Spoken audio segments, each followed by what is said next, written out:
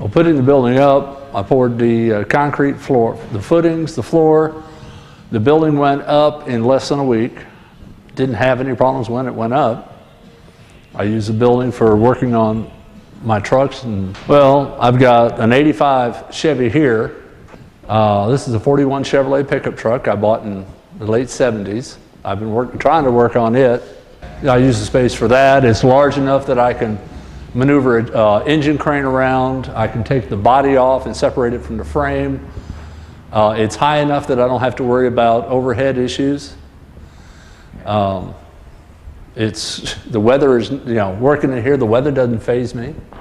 A couple months ago, we had a storm come through, and tree just a little bit from the building. It took 8-foot section out of the tree, and according to the reports from the people down here, this building was ground zero of a microburst. Again, large enough to snatch the top out of a tree and throw it to the ground. It didn't even faze it. I looked at the building, and there's zero damage. It didn't even, no bolts came out, nothing. So, it is almost 100% weatherproof. I mean, the weather has not bothered it. It's better than the Postman, hail, sleet, whatever.